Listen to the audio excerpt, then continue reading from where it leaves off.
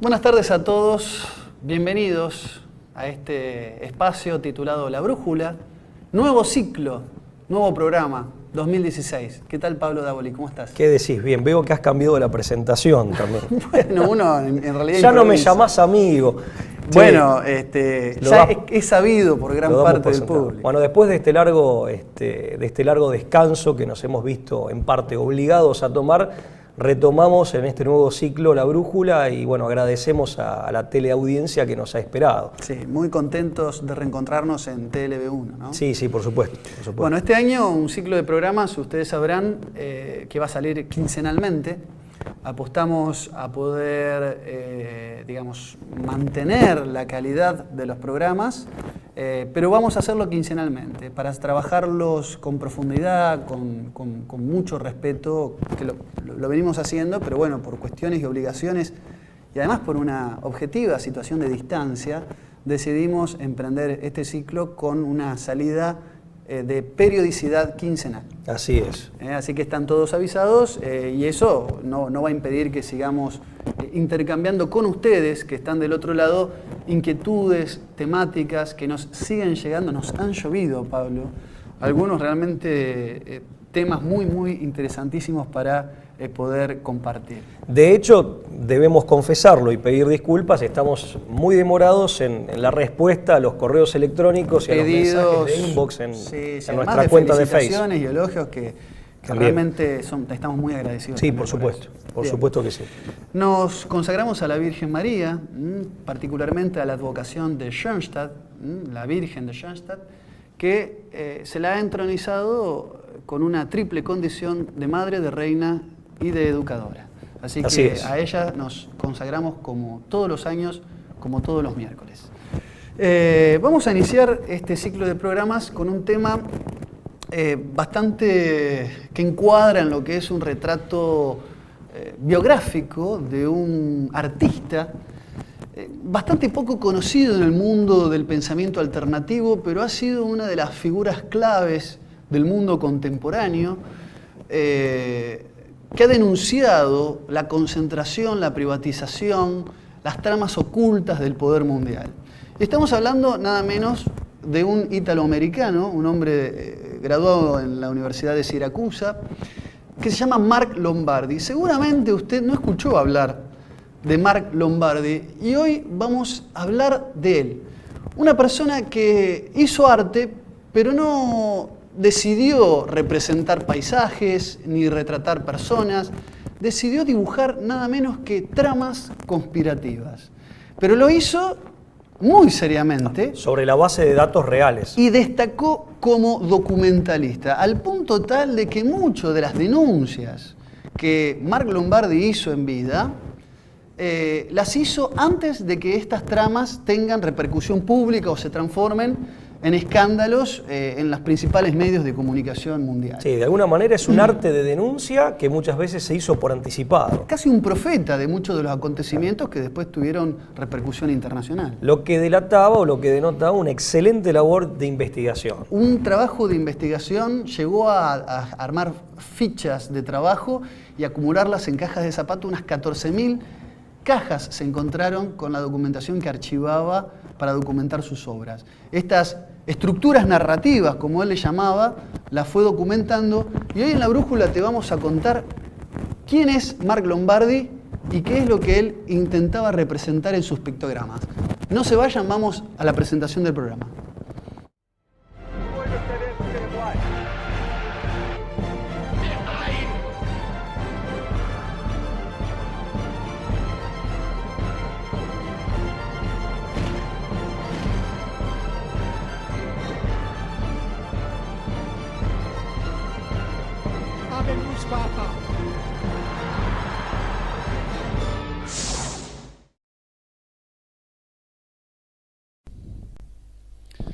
En marzo del año 2000 aparecía ahorcado en circunstancias dudosas el artista Mark Lombardi. Efectivamente, con 48 años de edad dejaba a este mundo uno de los artistas contemporáneos más controvertidos, cuya genialidad aún nos es difícil dimensionar. Fue encontrado muerto en su apartamento de 300 pies cuadrados y allí, Junto a su vida se acabó el ciclo de sus obras. Fue encontrado colgado de una viga. Él cometió suicidio, dijo la policía, y repitieron en su entorno. El 11 de septiembre de 2001, uno de los personajes de sus obras, llamadas por él mismo estructuras narrativas, consiguió mucho más de 15 minutos de fama. Este personaje era un tal Osama Bin Laden. Día después del atentado a las Torres Gemelas, el FBI entraba en el Whitney Museum para examinar cuidadosamente una de las obras de Lombardi allí expuesta, a la búsqueda de pistas del famosísimo Osama and Relationships. Haciendo uso únicamente de documentación pública, artículos periodísticos y libros de investigación, Lombardi estudió las enmarañadas interconexiones entre miembros destacados del mundo de la política y los lobbies de las grandes entidades financieras, retratándolas en extraños dibujos compuestos por flechas, círculos, nombres y fechas. Sus investigaciones no se convertían en libros ni en artículos periodísticos, sino en obras de arte que componían un código en el cual aparecía información encriptada, relaciones político-financieras, conexiones secretas, tramas ocultas, vinculaciones turbias, sociedades secretas, operaciones mafiosas y asociaciones ilícitas que involucraban al gobierno de los Estados Unidos con la venta ilegal de armas y el narcotráfico. El famoso escándalo Irán-Contras fue estudiado con minuciosidad por Lombardi. Nombres polémicos como los de Oliver North, el coronel de los marines que mintió frente al Congreso de los Estados Unidos sobre sus ventas de armamento a los contras de Irán en los años 80, aparecen descritos con lujo de detalle en sus obras. En el dibujo, Oliver North, Lake Reserves of Panama and the Iran-Contras Operation, 1984-1986, pareciera narrarse a la perfección el entramado de relaciones que configuraron aquellos episodios. Mucho antes de que el caso tome repercusión pública, Lombardi ya había profetizado de qué manera Lake Reserves, una compañía ideada por North para ocultar la venta de armas a los supuestamente moderados contras en Irán, no existía. En 1986, sus cuentas fueron intervenidas en Suiza, aunque North fue eximido del juicio por inmunidad diplomática. Hoy en día North es recordado por su implicación en el escándalo, donde se dio a conocer de qué manera ilícita se vendieron armas a Irán para poder financiar a los contrarrevolucionarios o directamente llamados contras de Nicaragua durante la presidencia de Ronald Reagan, el cual le despidió en 1986 por mentir a sus superiores y actuar sin su consentimiento. Su participación le costó ser condenado, aunque nunca ingresó en prisión, dado que su testimonio público le garantizaba la inmunidad. Hoy en día trabaja para la cadena conservadora Fox News Channel. También es colaborador militar en la exitosa saga de videojuegos Call of Duty, encargada de difundir valores masónicos y banalizar la idea de que John F. Kennedy fue asesinado por un sicario bajo los efectos del MK Ultra. Lombardi también retrató las relaciones comerciales entre la familia Bush y la familia Laden, mucho antes incluso de que el famoso Bill Cooper, estudioso del nuevo orden mundial, también muerto en dudosas circunstancias, lo denunciara en su programa de radio. Una de las obras más famosas de Lombardi es un epigrama que reúne a través del empresario vinculado a la CIA James Budd a inversiones saudíes en Estados Unidos, a los Bush y a los Bin Laden en 1997. El padre de Osama, Sheikh Salim, había iniciado relaciones con los Bush a través de Budd, y ambas familias tenían intereses puestos en el control de yacimientos energéticos de Afganistán. Luego del atentado del 11S, George Bush se mostraba ante la prensa norteamericana encolerizado, llamando a su antiguo partener, Osama Bin Laden, el anticristo.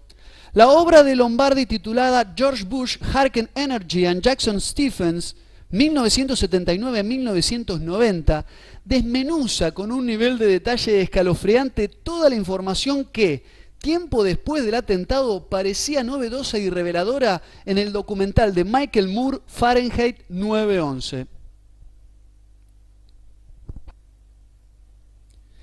Esta esquematización rizomática, composición pictórica organizada, a veces horizontalmente, a veces circularmente, no constituía una mera asociación libre de ideas, sino la manifestación gráfica de años de investigación. Cada pieza de Lombardi constituye en sí misma un mapa conceptual digno de ser estudiado, sobre el que cabrían un sinnúmero de conclusiones y posibles respuestas a lo que aún hoy acontece a nivel mundial. En el momento de su muerte, en Williamsburg, Brooklyn, Lombardi estaba abriéndose camino como artista con apoyo de grandes figuras del mundo artístico, tales como Fred Tomaselli. Nacido en 1951, Lombardi estudió Historia del Arte en la Universidad de Siracusa y se graduó en 1974. Incluso antes de acabar la carrera, Lombardi destacó como documentalista. Cuando era director de investigación, se encargó del soporte fáctico de la exposición Teapot Dome to Watergate, una muestra de collage en el Museo Everson de Siracusa que documentaba la larga historia de los escándalos gubernamentales en Estados Unidos. James Haritas, entonces director del Museo Everson, se mudó a Houston para hacerse cargo del Museo de Arte Contemporáneo y eligió a Lombardi como comisario. Este puesto lo mantuvo durante 2 años, al cabo de los cuales se convirtió en el bibliotecario de referencias del Fondo de Arte de la Biblioteca Pública de Houston.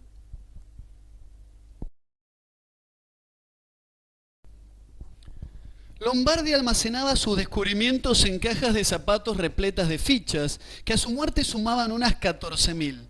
Obviamente, tal cantidad de información le resultaba abrumadora.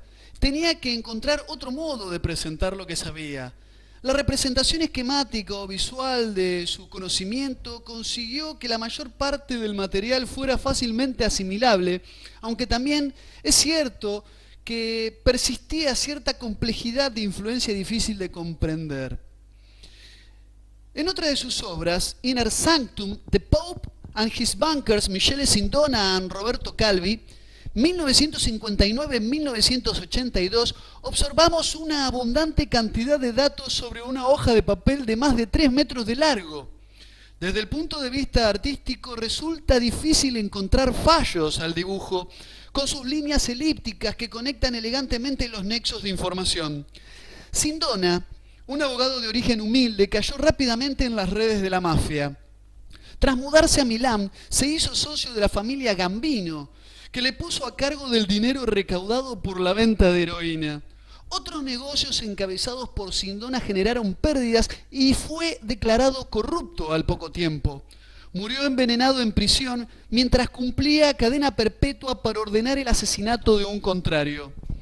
Calvi, presidente del segundo banco privado más grande de Italia, mantenía una estrecha relación con el Vaticano.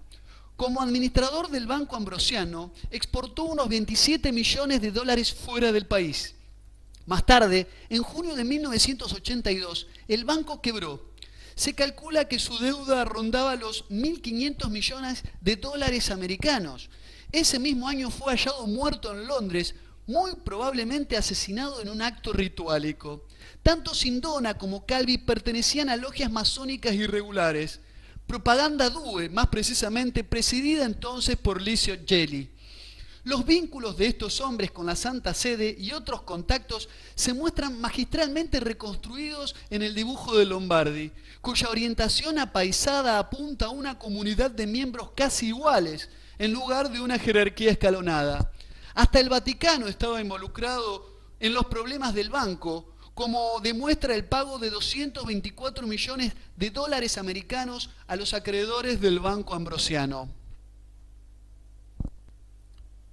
Si bien se ha intentado asociar la imagen de Lombardi con la de un anarquista de extrema izquierda, paranoico y con una visión conspirativa de la historia, muchas de estas rotulaciones han estado más cerca de ser intentos de descalificar su persona por no poder descalificar el contenido genuino de su obra, basada en general en abundante material archivístico y documental.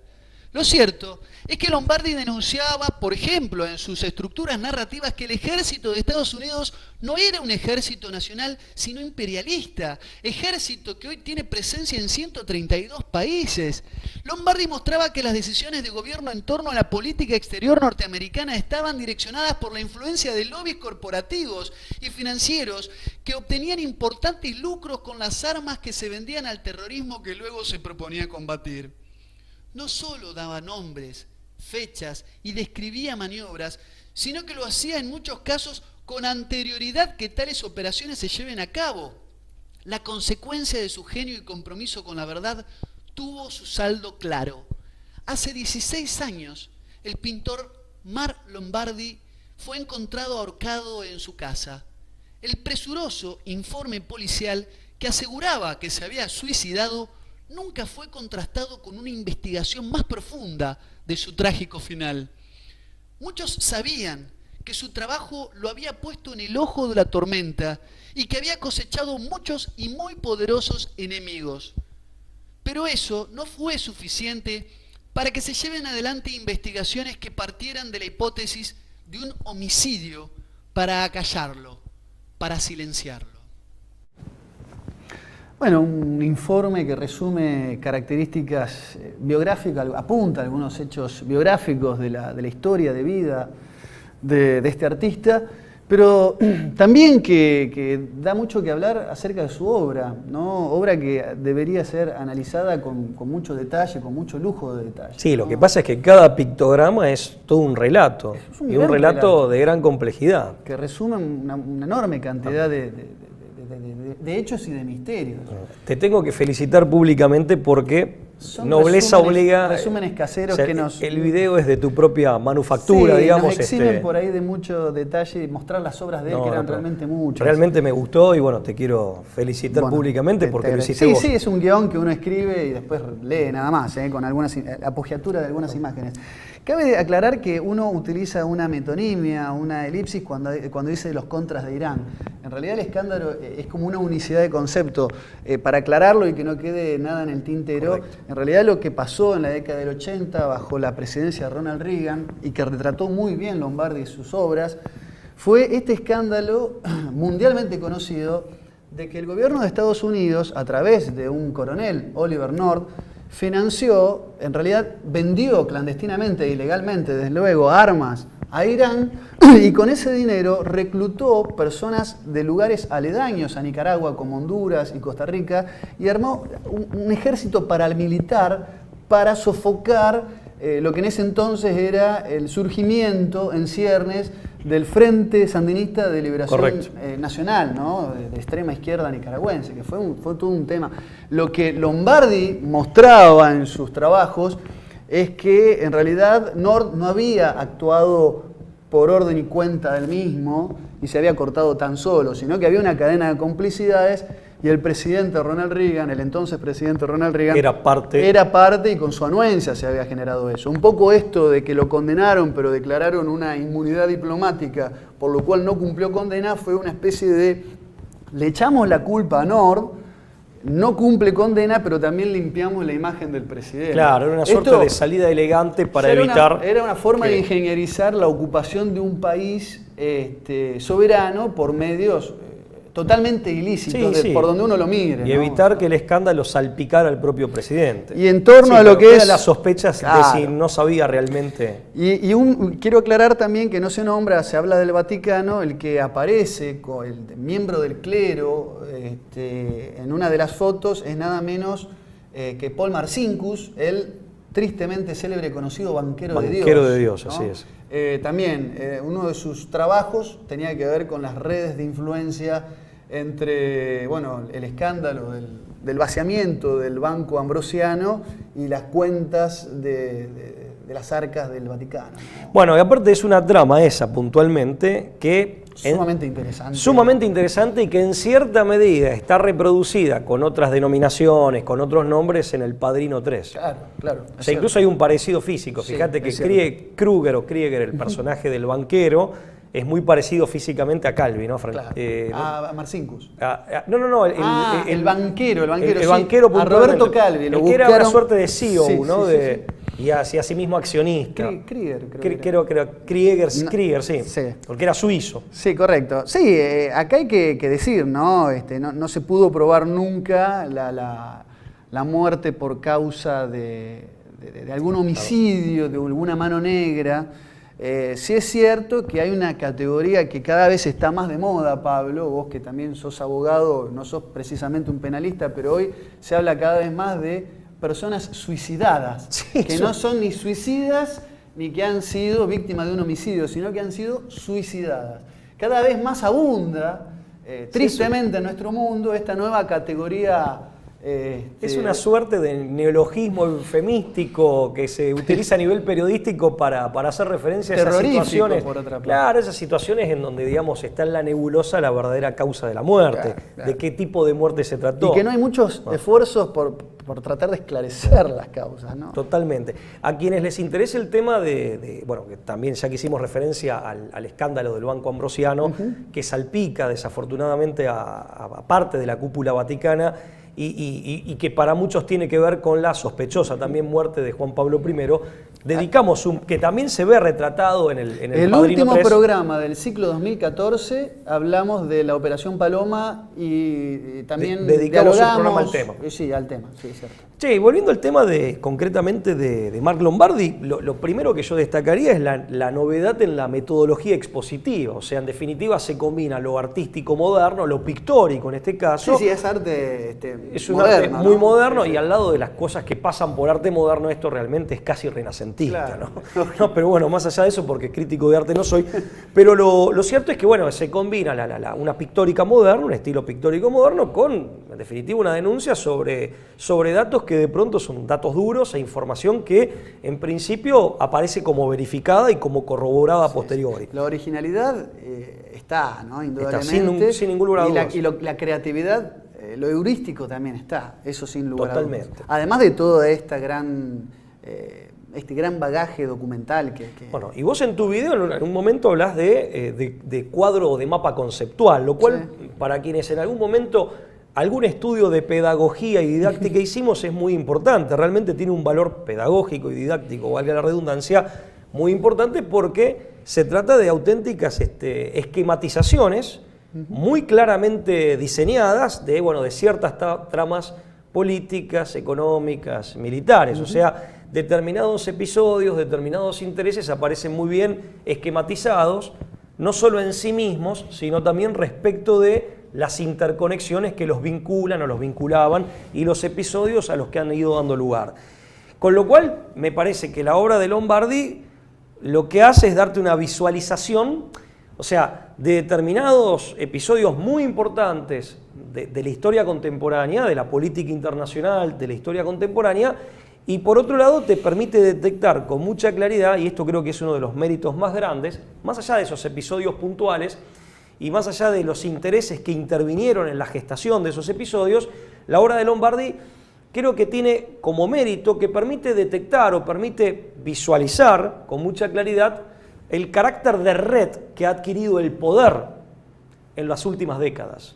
Tal vez a lo largo del siglo XX y en lo que da el XXI. O sea, este carácter esta estructura reticular y este carácter de red que caracteriza al poder en nuestra época.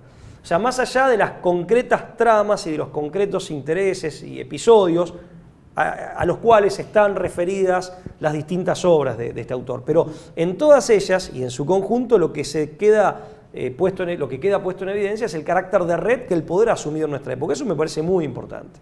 Porque hay mucha gente que sigue pensando al poder como algo, digamos, que no circula, como algo muy estanco, muy asociado a lo formal, muy asociado a las formas jurídicas, muy asociado al Estado-Nación, cuando en rigor de verdad el poder, como bien dijiste vos antes, ha quedado privatizado, está transnacionalizado, fluye y refluye.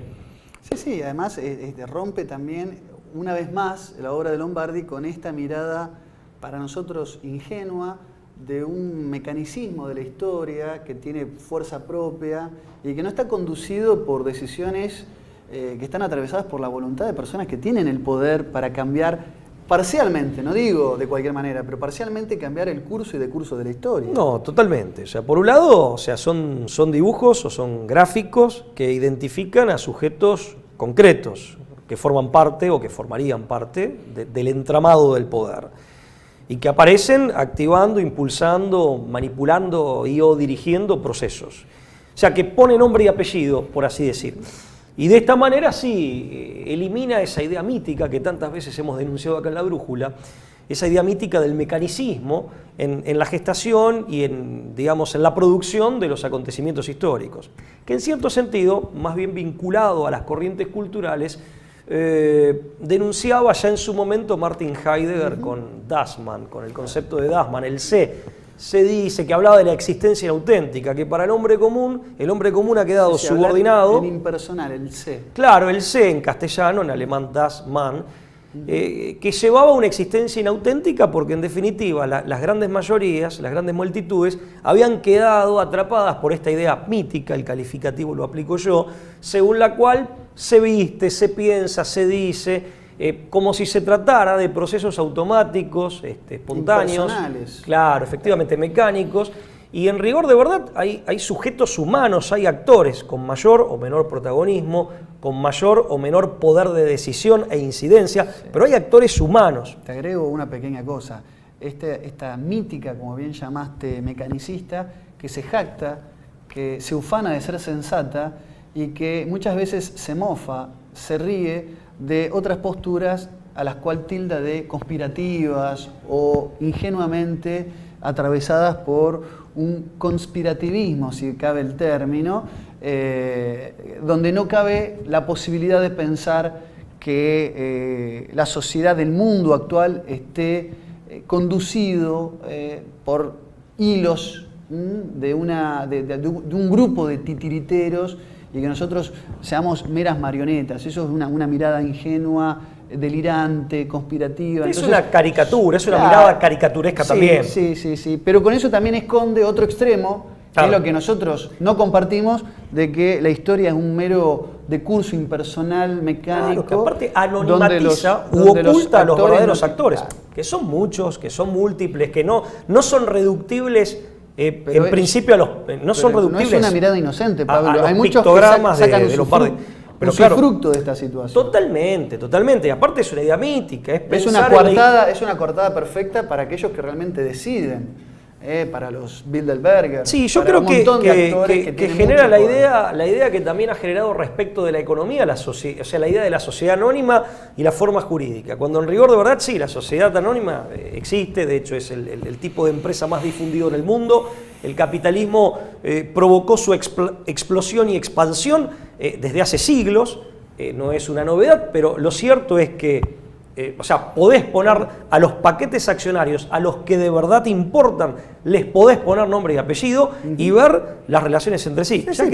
Los accionistas son anónimos, claro, pero hay directorios, pero hay que sean gerentes. Anónimos no significa aparte que sean inexistentes y que no sean personas concretas. No, y aparte pueden ser anónimos, pero los directorios y los gerentes tienen que responder y rendir cuentas a ellos. Totalmente. Aparte la distribución de los paquetes accionarios son, digamos, muy asimétricas. Mira, hablando de eso, voy a citar que tiene que ver con, fíjate que hay un parecido incluso con algunos pictogramas de Lombardi. Antes, sí, lo que te mostraba de un estudio de la Universidad de Zúrich, que se hizo en 2011, ya tiene algunos años, pero no deja de tener vigencia. Eso Pablo, es un gráfico de un análisis multifactorial de datos. Fíjate qué interesante que el resultado espontáneo de unas variables que entrecruza una computadora tiene como resultado algo muy parecido a lo que dibujaba Lombardi. Efectivamente, ese es el resultado informático, es el resultado del entrecruzamiento de variables que hizo una computadora y graficó la computadora después de haber analizado más de 40.000 empresas transnacionales y viendo las relaciones de los paquetes accionarios y de los directorios y los CEOs entre sí. Este grupo de la Universidad de Zúrich llegó a la conclusión de que un grupo de 147, solo 147, grandes corporaciones transnacionales controlan la economía global. Controlan directamente el 40% de la riqueza de la economía global Y de esta manera controlan indirectamente a la economía global, los procesos de la economía global. Solo 147 grandes corporaciones transnacionales, y esto es un dato duro, objetivo, tomando información, tomando datos concretos, cargándolos en un sistema y el sistema evaluando y mostrando el resultado de esa evaluación de variables. La matriz de datos, cómo se acercan los puntos, el resultado es esa imagen circular. Los 4 investigadores de esta universidad de la Universidad de Zúrich que hicieron esta investigación, que dicen que aparte este grupo concentradísimo, súper elitista, súper concentrado, de 147 grandes corporaciones que controlan indirectamente la economía global, están a su vez interconectados entre sí. Con lo cual dicen, hay que llegar a la conclusión, o se arriba a la conclusión, de que esas 147 grandes empresas no solo son un grupo reducido, sino que conforman una suerte de superentidad, dicho textualmente por el informe. Y fíjate que coincide la gráfica, pero además... Es que 147, Pablo, es un número suficiente como para que tengan alguna instancia de mesa redonda, de diálogo, que puedan dialogar, asociarse, coludir. Y poder... si no es que compiten, tienen entrelazamiento. Claro. Tienen pueden entrelazamiento. Tener competencias, enemistades, pero pueden para algunas cosas asociarse. Bueno, eso lo explica bien Salvucci en alguno de sus libros, no recuerdo. Es como un gran oligopolio colusorio mundial. Claro, que tendrá paréntesis de competencia acotada, pero que es funcional a un todo sistémico en donde hay más cooperación o eventual colusión, o las posibilidades de colusión son mayores que las ventajas que daría una competencia genérica o estratégica. Serían competencias tácticas acotadas a rubros, zonas del mundo o momentos en los procesos, ¿correcto? Serían como paréntesis de competencia en un contexto en donde lo más beneficioso y lo más probable, por lo tanto, es la coordinación de actividades, la coordinación estratégica. Pero esto, aparte, insisto, es dato duro, acá no hay ideología. Obviamente, después puede haber errores en el análisis, pero bueno, hay que denunciarlo. Que en parte quiero hacer una mención de eso, porque enseguida viene la acusación de conspiranoia. Primero que eso es diagnosticar, ya ni siquiera es acusar. Si un tipo viene y te diagnostica sobre la base... Padeces de una enorme, terrible conspiranoia. De una psicopatía desconocida, aparte, una psicopatía en definitiva cuya descripción científica no existe, y aparte te diagnostica, utilizando esa categoría psicopatológica inexistente en realidad, quien no te ha analizado. Si vamos también a cómo se generan los diccionarios diagnósticos, el DSM. Bueno, ese otro. Pero bueno, por acá lo de científico queda bastante... Está bien, es cierto que hay mucho de descrédito al respecto, pero acá ni siquiera está el DSM, o sea, en el medio. Eso por un lado. Ni siquiera hay un criterio. Claro, ni siquiera hay un criterio que esté mínimamente oficializado en el mundo científico académico. Pero además, Lucas, y esto también hay que decirlo, es una nueva manifestación, muy burda por cierto, es una maniobra de la vieja y denunciada ya por los filósofos clásicos, falacia ad hominem. Porque como bien decís vos en el video, lo que vos tenés que discutir son los datos que el tipo colocó en el pictograma, a mente de la discusión estética, de si artísticamente tiene algún valor o no, que esa es otra discusión. Respecto de la denuncia en sí o del mensaje del pictograma, ¿qué hay que discutir? Si Lombardi puso datos veraces o no. Correcto. ¿Y cuál es la apreciación que esos datos ameritan? La apreciación lógica. El hecho de que agentes del FBI hayan ido a analizar uno de sus pictogramas después del atentado de 11S, le da al menos algún crédito a lo que él estaba tratando de dibujar en esas marañas artísticas. Que aparte estaban expuestos en una casa de arte, en una casa de exposición de arte, tengo entendido, en Estados Unidos, muy importante, relativamente importante. Porque él estaba haciendo carrera como artista, más allá del contenido político de su obra. Bueno, Tomaselli, grandes artistas lo apoyaban, no solamente promoviendo su obra, sino acreditando, prologando su trabajo.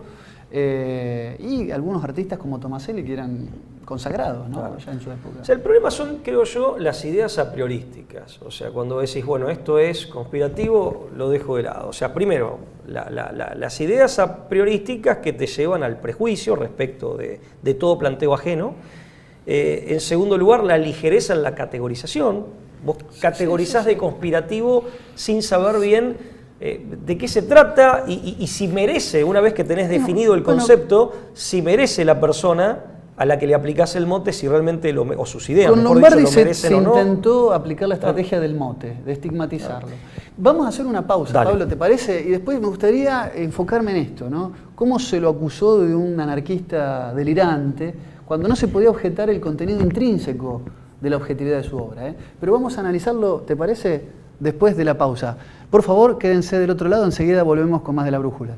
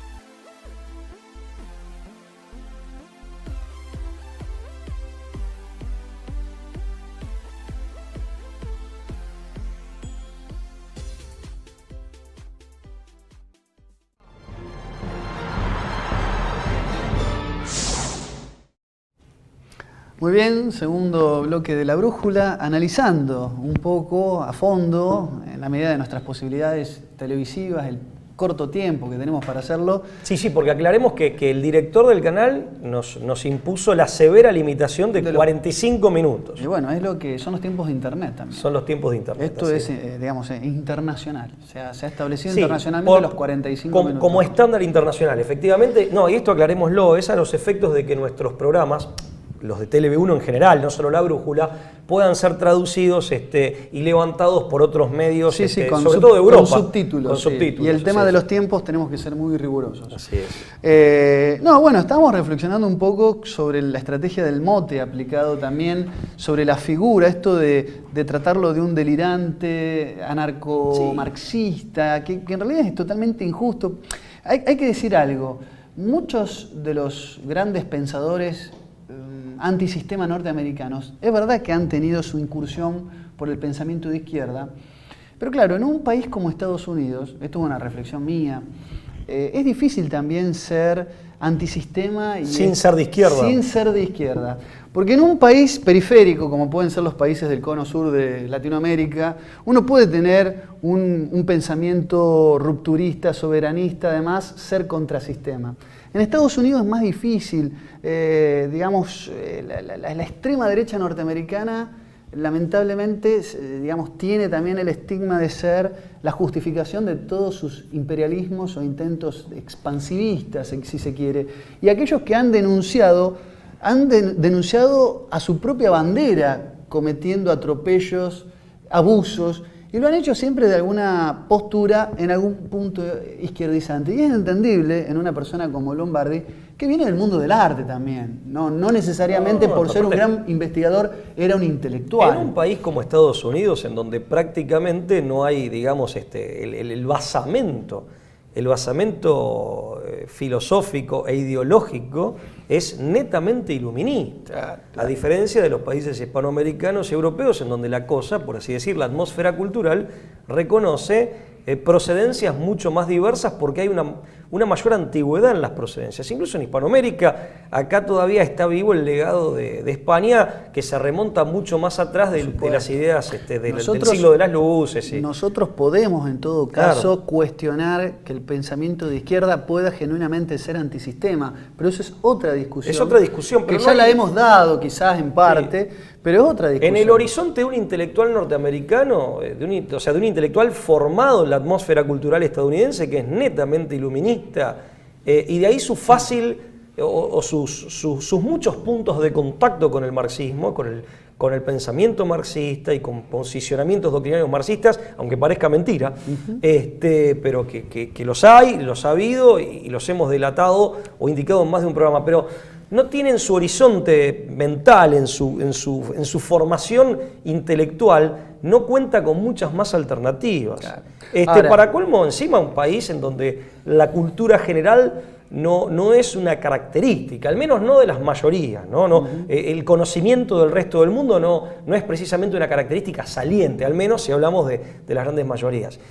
Y bueno, como decís vos, la posición hegemónica de los Estados Unidos y una situación de relativa prosperidad que construyendo enemigos todo el tiempo, claro, ocupando países, es muy difícil. Hizo que también aquellos que tuvieran un pensamiento de ruptura necesariamente recogieran... Chomsky, hay otros personajes que han tenido una mirada muy crítica de la sinarquía internacional, pero lo han tenido que hacer desde una posición un tanto izquierdizada. Y recogiendo reivindicaciones que son de terceros que sí están en lo que podríamos llamar, o haber llamado en algún momento, porque son conceptos muy relativizados hoy, la periferia. Claro. O sea, que es el caso de toda la intelectualidad de los años 60 de izquierda, vos lo citabas a Chomsky claramente. Es otro tema después los contactos, esto Daniel Stulin en el libro El Instituto Tavistock lo relata, tira datos importantes al respecto, aporta datos importantes. Bueno, si esta fue una izquierda manipulada por la CIA, por el Instituto Tavistock, y bueno, pero es otro tema. Pero sí, respecto de la atmósfera cultural norteamericana, es entendible lo que vos decís, que el pensamiento de ruptura necesariamente viene como mínimo muy impregnado de la izquierda. Y después está el tema de desacreditar el contenido intrínseco de su obra por el solo hecho de haber adherido en algún momento de su juventud en las filas de algún grupo como es el adagio medieval cristiano, señala con mucha claridad que la verdad, o sea, la verdad es la verdad y siempre proviene de Dios, aunque la profiera un demonio o el peor de los hombres. De hecho, en los exorcismos, los curas exorcistas te dicen que pueden obligar a los demonios a tener que decir la verdad. Y la verdad no deja de ser la verdad, aunque esté dicha ya ni siquiera por un mal tipo o por un canalla, sino por un demonio. Correcto. Ahora, el tema del fácil trámite de la conspiranoia, bueno, eso ya lo sabemos, lo hemos denunciado y lo seguiremos denunciando. También es cierto que hay un pensamiento conspirativo, caricaturesco, muy simplista.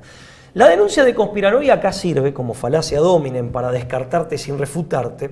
Sirve en países como Estados Unidos, en donde la gente es un ámbito cultural en el cual se tiende a categorizar. Por esa, digamos, esa estructura mental que tiende o que propende a la ultra especialización de los conocimientos y a la segmentación enciclopédica de los conocimientos, la sociedad norteamericana y la intelectualidad norteamericana y el discurso dominante en Estados Unidos es muy propenso a categorizar. La tendencia a categorizar está muy clara. Son de una tradición, te hago este paréntesis, donde la libertad de expresión está bastante internalizada en la cultura norteamericana. Entonces se da mucho esto, ¿no? Donde también hay una conspiranoia, podemos decir, bufonesca, ridícula que se presta, que abre el flanco a ese tipo de estigmatizaciones, a veces con justo tino, con justo criterio, pero que también se presta para este tipo de fácil categorización simplista. En una sociedad en donde la categorización es moneda corriente. Todo el mundo puede decir lo que quiera y enseguida por un lado, pero te rotulan, ¿no? Te rotulan porque es una sociedad que tiende a la estandarización, y eso, así como se ve en los procesos productivos o en la prestación de servicios, se ve en las producciones de Hollywood, la estandarización se ve también plasmada en la conceptualización y en la elaboración de categorías conceptuales. Es una sociedad que, por su hiperespecialización, por su impronta netamente racionalista y iluminista, tiende a la categorización. E incluso con un idioma como el inglés, en donde el no uso o el desuso de las preposiciones permite armar enseguida categorías como sustantivos con palabras que en principio en castellano habría que conectar con preposiciones o con contracciones. Eso por un lado. En el caso argentino, no sé si es el caso de otros países de Hispanoamérica, también tiene efectividad el argumento de la conspiranoia, pero por otra razón para mí, que es una característica, a mi juicio, negativa, que siempre estuvo, o por lo menos a lo largo del siglo XX se ha manifestado, pero que con el tiempo se ha agudizado, que es la ligereza en el juicio al otro que tenemos los argentinos. O sea, me parece a mí, lo digo como argentino y lo digo con mucho respeto hacia mi propia patria y mi propia cultura, pero también con un sentido constructivo, pero de autocrítica. Crítico. Nosotros los argentinos por ahí nos gusta sobresalir al hablar, somos muy parlanchines, por así decirlo, digo cariñosamente, y en una mesa redonda... Propio de nuestros ancestros también. Claro, en una mesa de café, y nos gusta un poco, como se decía en la época del tango, batir la justa, nos gusta zanjar la discusión. Sea tal vez en algunos casos... Sí, con 2 o 3 palabras... Zanjar una discusión. Claro. Sea por pereza mental, por pereza intelectual, porque no tengo ganas por esa impronta del compadrito macho que nos sale Claro, de sea adentro. por una cuestión impulsiva, muy Sí. adquirida de los italianos, Muy que tanguera se mezcla también. con lo cortante de los españoles. Nosotros básicamente somos una mezcla de ambos pueblos, entre otras yerbas, ¿no? Pero básicamente eso, principalmente eso. O bien también hay una cierta dosis, en algunos casos, no en todos, de una cierta soberbia medio infantil, en donde Cuasi uno intolerante. quiere, claro, donde uno quiere decir, yo tengo, como se decía en la época del tango, te bato la justa, yo tengo la precisa. El como mira se- pibe, las cosas Claro, son así. Son así, punto. Y esta característica nos hace muy propensos a ser manipulados por quienes dicen, bueno, los que piensan así, estigmatizarlos y no los escuchen. No, esto es tal cosa. Y no te detuviste a pensar el argumento que el otro, o los datos que el otro decía tener. Ni por un segundo. Con lo cual no se hace un análisis ni de la veracidad del dato, es decir, o de su eventual falsedad, ni de la lógica de sus planteos, es decir, de la eventual falacia o no del planteo que te está haciendo, de la línea argumental del tercero. Y esto es algo que los argentinos tenemos que mejorar porque hace a la sensatez y a la buena toma de decisiones individuales y sociales. Yo sé que tenemos poco tiempo, Lucas, voy a ser muy esquemático en esto. Lo otro que yo quiero resaltar de Lombardi, volviendo a Lombardi, me gustó lo del ejército imperial o imperialista, como bien aclarás en el video, en donde tal vez para el resto del mundo es algo ya conocido, corroborado, te diría, en muchos lares, pero para el norteamericano medio no. O sea, es un buen aviso sobre todo, o una buena denuncia sobre todo para que la reciba el norteamericano medio. Es una exhortación a escandalizarse por lo que se considera Ejército Nacional Norteamericano. Claro, efectivamente. Y por otra parte, me parece, bueno, no es novedoso en su metodología, pero en realidad Lombardi viene a sumarse a toda una playa de autores que denuncian lo que podríamos denominar el funcionamiento heterónomo de la política exterior norteamericana. Es decir, una política exterior norteamericana que formalmente es soberana, formalmente es republicana y democrática, pero que en la práctica es oligárquico, plutocrática y globalista. No es ni nacional, ni soberana, ni auténticamente republicano-democrática. Generalmente los principios republicanos norteamericanos han quedado en manifiestos, pretéritos, y se han convertido en una tauromaquia para esquivar la verdad evidente que por lo menos en el complejo entramado, porque acá hay denuncia, hay conspiración, pero hay una teoría de la complejidad de Lombardi. Si las cosas son más complejas, no más sencillas. Lombardi nunca simplifica la realidad. De hecho, al revés, la complejiza y te muestra la cara que no se ve la de esquematización esa trama tan es un compleja intento de que hay. mostrarte fácilmente, o dentro de lo posible fácilmente, Algo la complejidad. Terriblemente complejo. Pero en realidad él denuncia la complejidad y no simplifica la realidad, ¿no? Bueno, Y hay eso es gente muy que importante. todavía que se tiene que despabilar, pero bueno, ya ha habido autores muy importantes, hablando por ejemplo del poder de ciertos lobbies, de algunos lobbies, hay distintas denuncias al respecto. Es famoso el caso porque levantó polvareda de Stephen Walt y de John Mearsheimer. Sí, de Harvard y de Chicago. Claro, Stephen Walt, profesor de Asuntos Internacionales de la Escuela de Gobierno, de la Universidad, la Escuela John F. Kennedy, sería como la Facultad de Ciencias Políticas Sí. de la Universidad de Harvard, y John Mearsheimer, profesor de Ciencia Política de la Universidad de Chicago, o sea, personas que en efecto, o sea, son versadas en el tema. Ellos hablan puntualmente de lobbies, como muchos otros autores. Lo han hecho desde un punto de vista académico, eso también es muy ahí importante. tenemos la imagen de Mearsheimer. Sí, John Mearsheimer, sí. Sí. Esa es la imagen de John Mearsheimer. Acá en Argentina, bueno, y amigo de la casa, de hecho, bueno, tiene un programa que se emite por TV1, Adrián Salvucci, en su libro El cerebro del mundo, más que apuntar a los lobbies, se refiere a los centros de planeamiento geopolítico, los think tanks, llamados en inglés, y a la incidencia de los mismos. El Banco de cerebros. la incidencia de los mismos en la elaboración de políticas públicas, sobre todo las políticas externas, y la integración de las dependencias nacionales por agentes o por personas que pertenecen o que están formadas por estos bancos de cerebros. De hecho, en el programa PCR, en una emisión reciente, pasaban un videíto traducido en donde Hillary Clinton celebraba, relativamente reciente, creo que Hillary Clinton se desempeñaba todavía como jefa del Departamento de Estado, sí, como canciller, celebraba la inauguración de la sucursal del Council on Foreign Relations, sí, sí, en Washington, diciendo, bueno, así los tenemos más cerca para que nos digan lo que tenemos que hacer. Y después sí, la misma Hillary Clinton, que también se la ve en un video muy suelta de cuerpo, utilizando la famosa frase napoleónica Vini Vidi Vinci, pero ironizando, en vez de decir vimos y vencimos, vinimos, vimos y matamos. Utiliza eso para mofarse. Yo no me acuerdo si fue el caso de Gaddafi. De Gaddafi cuando muere y lanza una carcajada. Muammar Gaddafi y se ríe. Agrega, y él murió. Y él murió. Vimos y él murió. Y se ríe en cámara abiertamente. Sí, es realmente... Digo, esa misma Hillary Clinton hoy, la que está en la contienda política con Donald Trump. Posible presidente, futura presidente de los Estados Unidos. Sí, claro. Sí, es terrible. Y alguna prensa muy ideologizada aquí en Argentina, por lo menos, la presenta como una auténtica paloma. Cuando ella misma, entre muchas otras cosas que podríamos mencionar, reconoce en su autobiografía, esto lo publicaron muy pocos medios acá, entre otros Ciudad Nueva, que es una revista, el director de la revista que se dedica a la política internacional, Alberto Barlocci, creo que pertenece al movimiento de los focolares. En su propia autobiografía ella admite que participaron en la creación de ISIS, que después fue un Frankenstein que se le fue de las manos, argumento que ya se usó, que otras voces usaron para justificar o explicar la existencia de Al-Qaeda y su terrible poder, ¿no?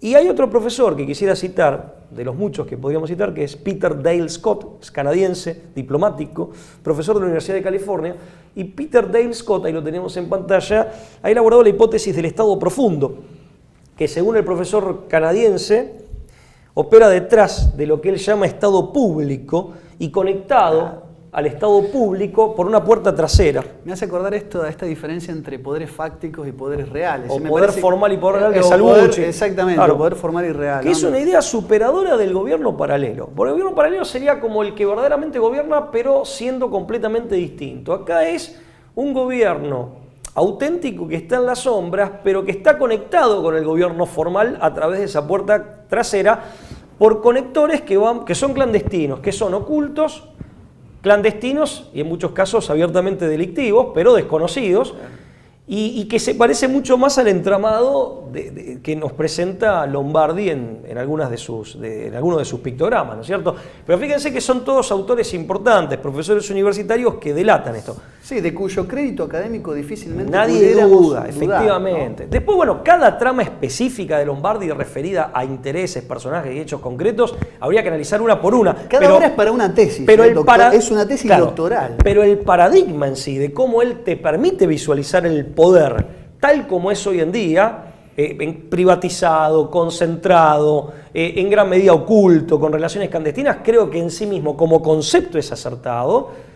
Lamentablemente, por supuesto, ¿no? Lamentablemente. Lo del gobierno paralelo es del informe Tower, también hay que aclararlo, que fue un informe producido en 1987 por una comisión del Congreso norteamericano. Relativamente famoso, no tan divulgado. Sí, dirigido por el senador John Tower, de ahí toma el nombre de la comisión. O sea, también acá estamos hablando de un órgano, digamos, del poder legislativo de los Estados Unidos, ¿no? Correcto. Admitiendo esta duplicidad o esta falta de autenticidad en el funcionamiento constitucional de la política norteamericana.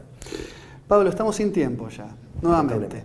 Esperemos, arrancando este nuevo ciclo, esperamos hacer una nueva contribución, generar la inquietud, presentarles a Lombardi para que ustedes lo investiguen. Yo quiero hacer un agradecimiento, quiero agradecerle al licenciado Román Felipelli, que por primera vez, en algún momento, en alguna charla de café, un amigo rosarino, vos lo conocés muy bien, sí. Una persona muy querida por nosotros, por primera vez en una charla de café me habló de la trágica muerte y junto con ello también la obra y la vida de Marc Lombardi. A él le agradezco haber incursionado un poco en su historia. Y bueno, a él le debemos también que hoy estemos aquí. Que nos hayamos empapado del tema. Como para poder hablar de ese tema. Así que un agradecimiento y esperemos que ustedes también nos sigan haciendo llegar información de todos los temas aquí tratados y los que posiblemente en el futuro podamos tratar, ¿no es cierto, Pablo? Así es, así es. Bueno, nos despedimos entonces. Será hasta dentro de 15 días. Sí, ahora somos un programa quincenal, así que hasta dentro de 15 días nos estamos viendo por acá, por la pantalla de Toda la Verdad Primero. Hasta luego. Chao, hasta luego.